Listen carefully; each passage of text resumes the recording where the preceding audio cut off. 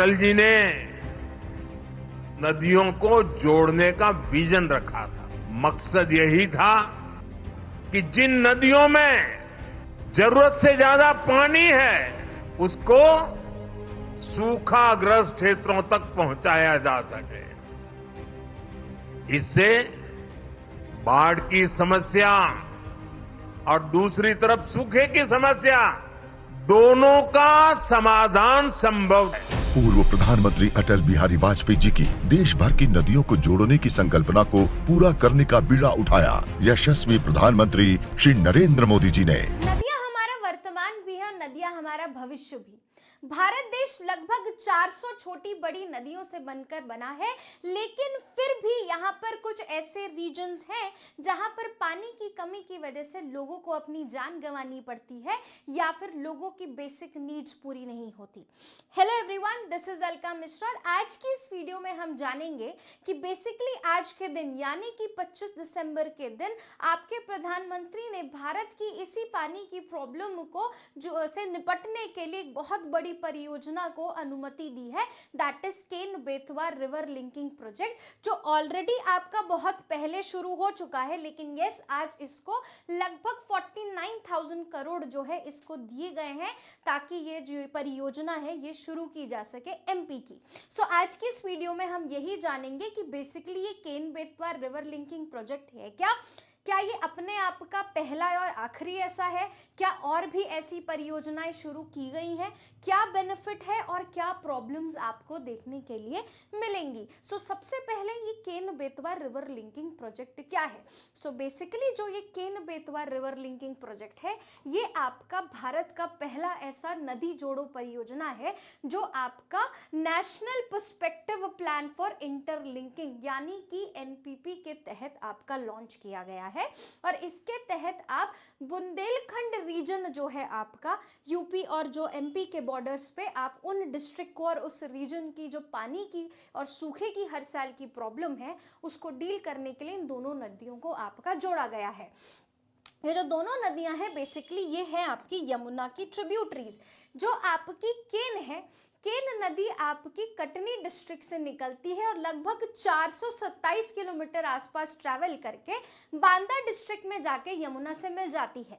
वहीं दूसरी तरफ जो आपकी बेतवा नदी है जो आपको इस तरफ दिखती है, बेतवा नदी जो है आपकी रायसेन डिस्ट्रिक्ट से लगभग 500 प्लस किलोमीटर ट्रैवल करके हमीरपुर यूपी में जाके आपकी यमुना से मिल जाती हैं। सो इन्हीं दोनों नदियों को जोड़ने की परियोजना की जा रही है ताकि आपके जो यूपी और एमपी के डिस्ट्रिक्ट हैं, कौन कौन से डिस्ट्रिक्ट हैं, जैसे कि हम बात करेंगे तो यूपी के बांदा, महोबा, झांसी, ललितपुर डिस्ट्रिक्ट को ये उनकी पानी की पूर्ति कंप्लीट करेगा। साथ ही साथ मध्य प्रदेश के पन्ना, टीकमगढ़, छतरपुर, सागर, दामोह, दतिया, विदिशा, शिवपुरी और रायसेन इन डिस्ट्रिक्ट की पानी की और बेसिक इरिगेशनल नीड की जो पानी की जो नीड है उसको पूरी करने में मदद की जाएगी।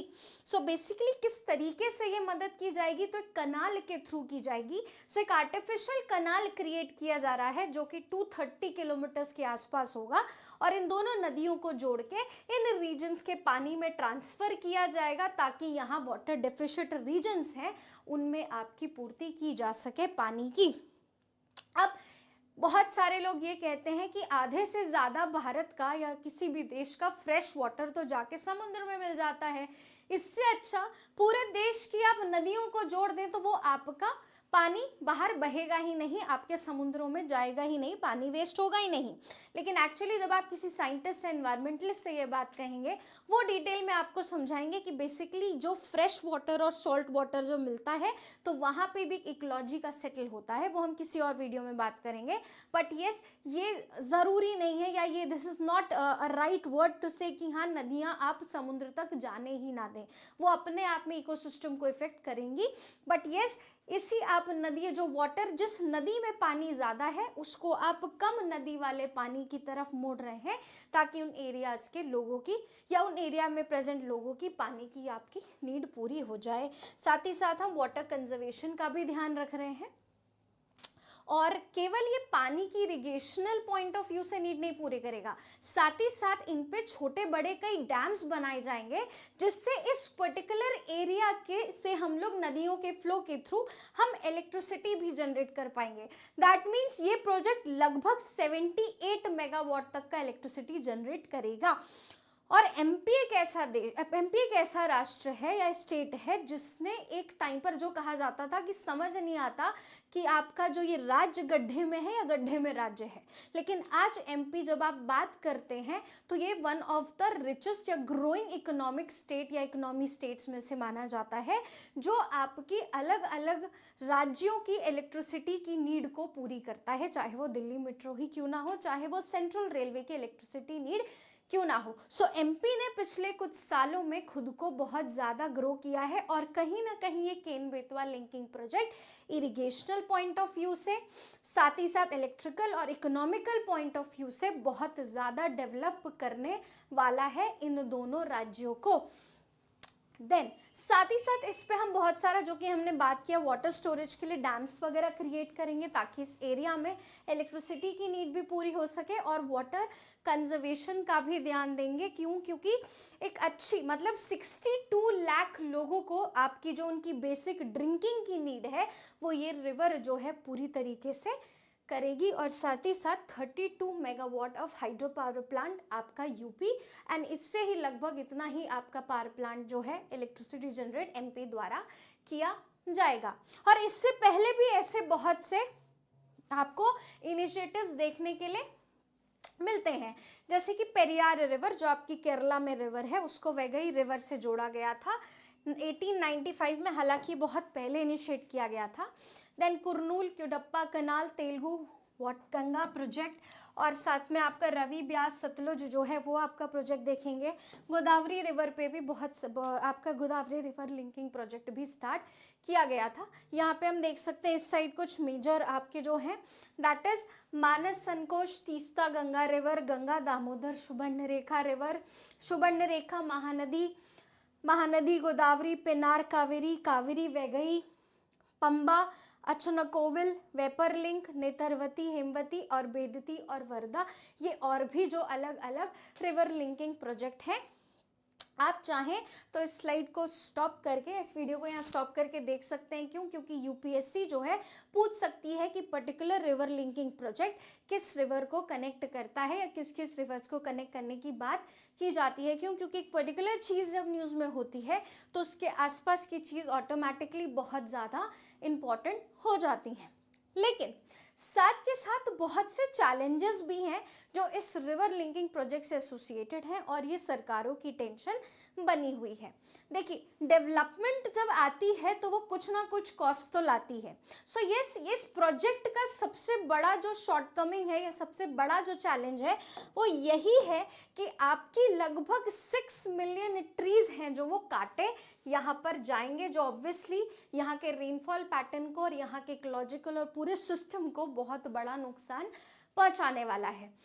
दूसरी सबसे बड़ी प्रॉब्लम है कि जो पन्ना टाइगर रिजर्व है, जो अपने आप में एक बहुत माना जाना टाइगर रिजर्व है, बहुत बड़ा एरिया जहाँ पे आपके इंडिया में वन ऑफ द कुछ फ्यू प्लेसेस जहाँ डायमंड पाए जाते हैं वहाँ पे पन्ना में है। और अगर आप इन दोनों रिवर्स को जोड़ते हैं, ये परियोजना अगर करती हैं, तो ये एक बहुत बड़ा कंसर्न है कि पन्ना जो है वो टाइगर रिजर्व आपका आधे से ज़्यादा डूब जाएगा। तो वहाँ की जो आपका टाइगर्स या जो बाकी स्पीशीज़ हैं उनका क्या होगा, ये अभी भी एक मैटर ऑफ क्वेश्चन बना हुआ है। साथ ही साथ ये बहुत जो फ्लो ऑफ डैम है ये कहीं ना कहीं इम्पैक्ट करे, क्योंकि चंबल और एमपी की जो बहुत सी नदियां हैं वो घड़ियाल के लिए फेमस हैं, और जब आप इन दोनों रिवर को लिंक करते हैं तो कहीं ना कहीं केन घड़ियाल सेंचुरी जो है वहाँ पर आपका इफेक्ट होगा। And then it is feared that ये कहीं ना कहीं ढंग से काम भी ना करे। क्यों काम ना करे? क्योंकि केन जो है वो आपकी नॉन पेरिनियल रिवर है, यानी कि हर वक्त उसमें पानी नहीं रहता है, इसीलिए बेतवा पर ज़्यादा आपका जोर पड़ेगा, या हो सकता है वो लिंकिंग प्रोजेक्ट काम उतना इफेक्टिवली नहीं कर पाए जो कि हम उम्मीद कर रहे हैं। But yes, at the end of the day जो भी इनिशिएटिव लिए जा रहे हैं वो बहुत ज़्यादा टेक्नोलॉजिकली सारे प्लस माइनसेस को देख के किए जा रहे हैं। अब इस रिवर की नींव हो गई है, आने वाले कुछ सालों में हमें देखने के लिए मिलेगा। क्यों? क्योंकि जब आप बात करते हैं बुंदेलखंड रीजन के लोगों की तो जाहिर सी बात है दे आर वेरी हैप्पी। क्यों? क्योंकि हम बस बातें कर सकते हैं but actually the problems are faced by them. So ये रिवर लिंकिंग प्रोजेक्ट जो है वो कहीं ना कहीं दोनों राज्यों को सोशली, इकोनॉमिकली और आपका हर एक एंगल से पॉलिटिकली भी बहुत ज़्यादा हेल्प करने वाली है। So thank you so much. आप ऐसी ही और वीडियोज़ देखने के लिए हमारे चैनल को लाइक, शेयर एंड सब्सक्राइब कर सकते हैं। Thank you.